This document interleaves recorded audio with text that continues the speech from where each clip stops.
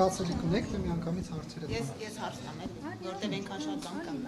Հարց տամ։ Ես ուզում եք արդեն հարցի մեծամասնությունը ձերավորականավոր ստացել եք։ Եթե նախաբանն եք, ասեք, եթե չէ։ Կարամ նախաբան ասեմ, որովհետև հարցերի 90%-ը արդեն կանխատեսել են ու այս օրերին շատերը տվել եք չեմ պատասխանել։ Հակիրճ անդրադառնամ իմ եւ Ալեն Սիմոնյանի հետ կապված հարցերին։ Ուրեմն Ալեն Սիմոնյանը իմ նկատմամբ կարգապահական վարույց սկսելու մասին դիմել է քաղաքացիական պայմանագիր կուսակցության վարչությանը 2025 թվականի մարտի 4-ին։ Հիշեցնեմ, դա այն օրն էր, երբ ազգային ժողովում քննարկվում էր իմ կողմի շարժանառության մեջ դրված օրենքի նախագծերի փաթեթը, որով նախատեսվում էր 2 անգամ բարձրացնել խաղային ոլորտի հարկային բեռը, այսինքն գործող տուրքերը, եւ բարեբախտաբար նաեւ այդ վարույթը չխանգարեց եւ օրենքը ընդունվեց հաջորդ օրը։ Սա ինչու եմ ասում, որովհետեւ ես այստեղ ուղիղ կապ եմ տեսել, թե ինչու իմ գործընկեր Ալեն Սիմոնյանը իմ նկատմամբ կարգապահական պատասխանատվություն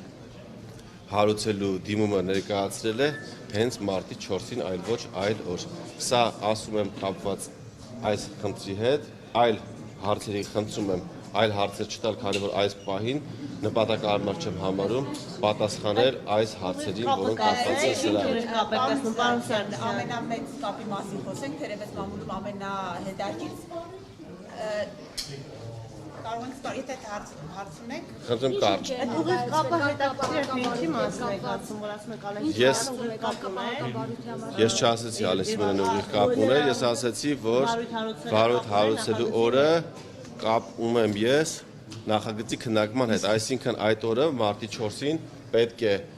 քննարկվեր իմ կողմի շրջանառության մեջ դրված նախագիծը 24-ժամյա ռեժիմով։ Դուք գիտեք, որ ազգային ժողովում 24-ժամյա ռեժիմով հարցերը քննարկվելուց հետո անմիջապես քվեարկվում են։ Այդ դեպքում բացառություն էր եւ հարցի քննարկումից հետո հարցը չդրվեց քվեարկության եւ միայն քվեարկության դրվեց հաջորդ օրը մարտի 5-ին։ Այլ մանրամասներ այս բանը չեմ ցանկանում անդրադառնալ,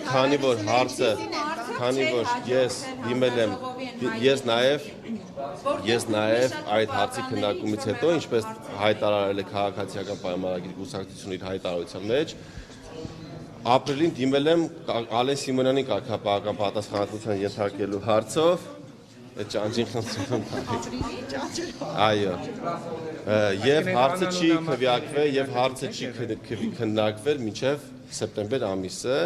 եւ քննարկվելու միայն սեպտեմբերին եւ նաեւ անդրադառնամ այդ կետին կուսակցության հաղորդագրության մեջ տարածված է նման միտք, որ Հայկ Սարգսյանը 2 անգամ հրավիրվել է, սակայն չի ներկայացել իր դիմաց դիմումի քննության համար, ասեմ որ դա այդպես չէ, ես մեր կուսակցությանը խնդրել եմ, որպեսզի այդ մասը խմբագրեն, քանի որ ինձ որևէ մեկը չի հրավիրել, անգամ ասեմ ավելին, ես եմ դիմել մեր կուսակցականներին, որպեսզի հարցը ես արդեն ասացի այն ինչ որ ասացի, այսինքն ինձ